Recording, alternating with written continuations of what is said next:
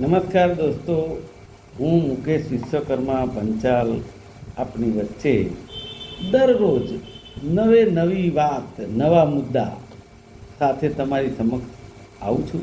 આપણી ચેનલ આપણે કંઈક નવું કરીએમાં અને દરરોજ આવી નવા મુદ્દા સાથે તમારી જાણકારી માટે. સૌથી પહેલાં વિશ્વાસઘાતથી બચવું એ આપણો મૂળ મંત્ર છે. સમાચારની શરૂઆત કરીએ. સૌથી પહેલાં ગુજરાતના એક શહેરમાં ટ્રાફિકની સમસ્યા ઘેરી બનતી જાય છે ને એમાં અમદાવાદમાં તો કમિશનર ખુદ રોડ ઉપર ઉતરી આવે. પણ હું એવું કહેવા માગું છું કે ખૂબ વિચારીને આ પ્રશ્ન સોલ્વ કરવાની જરૂર છે.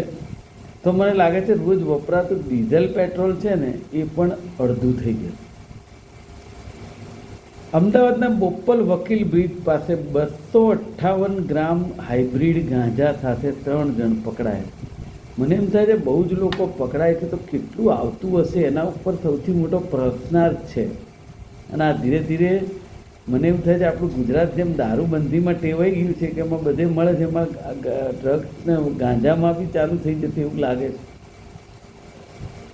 નિયમોના અભાવે આરટીઓને 2 વર્ષમાં ગેરરીતિ આચરતી માત્ર 3 બસ જ મળી.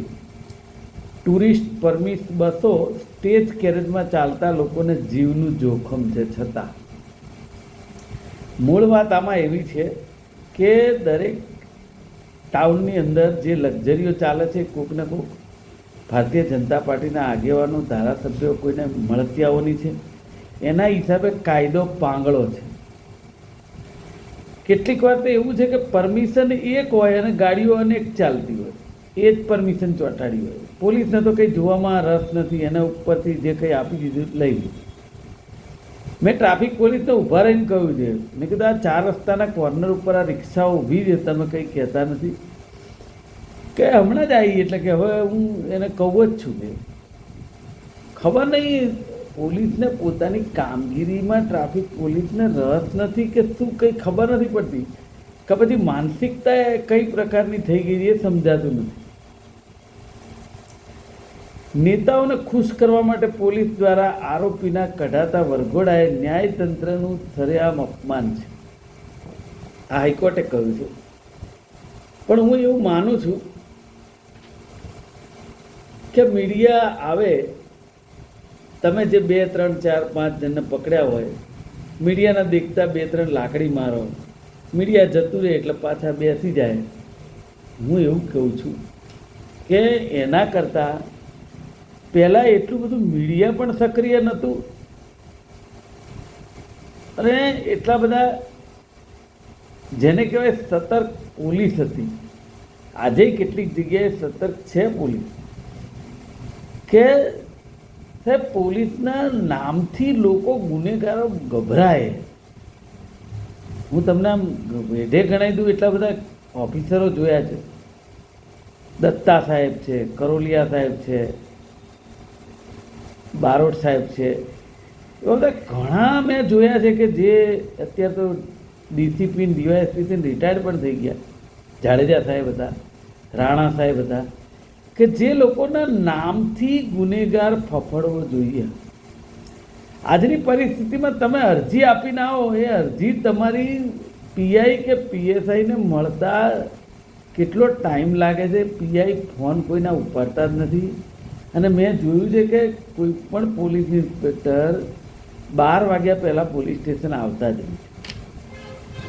હવે હું 2 કે 3 દિવસમાં એવા પોલીસ સ્ટેશનોની મુલાકાત લેવાનો છે કે જે પોલીસ સ્ટેશનની અંદર પીઆઈ કેમ નથી આવ્યા, બસ એના બાબતની ચર્ચા. પીઆઈને ફોન કરીએ એટલે કહેશે કે હું મિટિંગમાં છું. કઈ મિટિંગમાં છું આપ પૂછવાનું, એમાં કશો ને આપણે જનતા છીએ. જો સૌથી પહેલાં જાહેર જનતાના ટેક્સના પૈસાથી દરેક કર્મચારીનો પગાર થાય છે અને જો એ જાહેર જનતાને ન્યાય આપવામાં જ જો એ ખોટા નીવડતા હોય તો એમને કહેવું પડે, એ વાત સાચી છે. ફિટ ઇન્ડિયાના નામે 2 વર્ષ પહેલાં જ લાગુ કરેલી યોજનાનું આખરે શટર પાડી દેવાયું. 38.50 લાખ જેટલા બાળકોને એક સપ્તાહમાં એક વખત અપાતી સુખડી પણ બંધ કરી દીધી. આ કુપોષણ મામલે તો આ સરકાર ખરેખર ગુજરાતમાં શું કરવા બેઠી છે કંઈ સમજાતું જ નથી. દરેકે દરેક વસ્તુમાં કૌભાંડ, દરેક વસ્તુમાં ખાયકી. તેના માટે લોકો ટીબી નોતરે છે, પણ એમને વાંધો નથી. આજે અમારું થશે ને, કાલ જે થવું એ થાય, એ પરિસ્થિતિ આ સરકારમાં ચાલી રહી છે.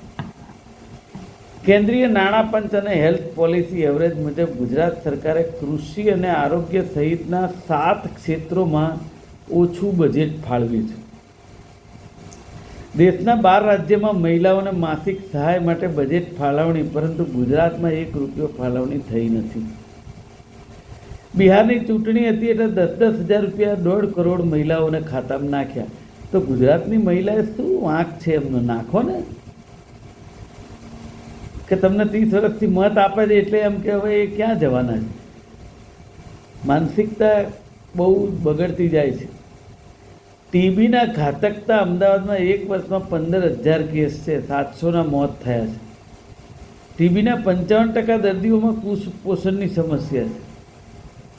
વિશ્વ ટીબી દિવસની આ વાત છે કે 1 વર્ષમાં વટવા, બહેરામપુરા, ગોમતીપુર, સરસપુર, ભાઈપુરામાં 500થી વધુ કેસ છે.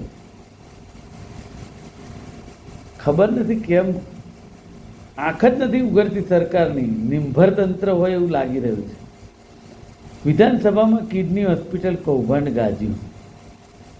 સિવિલની કિડની હોસ્પિટલના કૌભાંડમાં 4 કર્મચારી સસ્પેન્ડ. મોટા માથાને બચાવવા માટે નાના કર્મચારીને બલીનો બકરો બનાવાય. આ તો ભારતીય જનતા પાર્ટીની સરકારની બહુ જૂની નીતિ રહી છે. પણ સામાન્ય અને ગરીબ માણસ જે હોય કર્મચારી, એને દંડી અને એના ઘરના રોટલા બંધ કરીને શું કરતો? જે નેતાઓ કે મોટા અધિકારીઓ જે સલવાયેલા હોય એ લોકો ઉપર કાર્યવાહી કરો તો કુદરત પણ કદાચ સાથ આપશે. વીજ ખરીદીના કરારોમાં ખાનગી રાહે ફેરફારથી પ્રજા ઉપર જે બોજ પડી રહ્યો છે સમજવા જેવું. આપણે ઘણીવાર જીવન જરૂરિયાતની જે આવશ્યક ચીજ વસ્તુઓ છે ને એના ભાવ જોવાનું બંધ કરી દીધું અને આડે ધડ આપણે ચૂકવે રાખીએ છીએ. અદાણી પાસેથી સરકારે 2 વર્ષમાં 14,000 કરોડની વીજળી ખરીદી.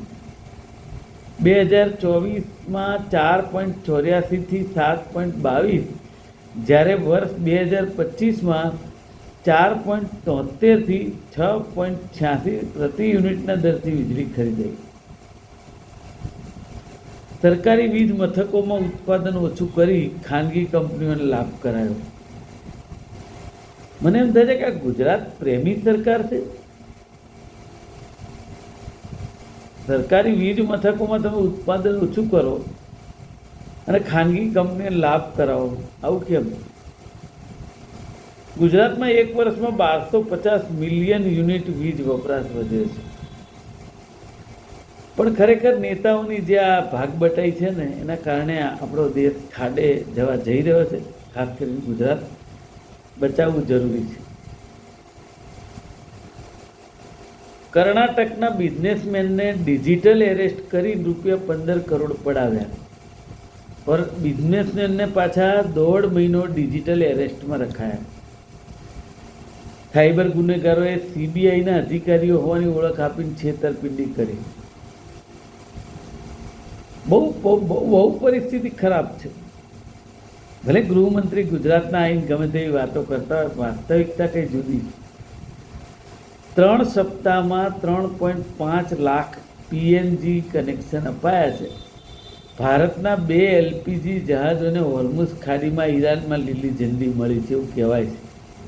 પરંતુ 18 કરોડ વસૂલી અને ભારતના જહાજોને હોર્મુઝમાંથી પસાર થવા દેવાની મંજૂરી અપાઈ હોવાનો દાવો ઈરાને કર્યો છે. યુદ્ધના કારણે ઈરાનની કરન્સીની હાલત ખરાબ થઈ ગઈ છે.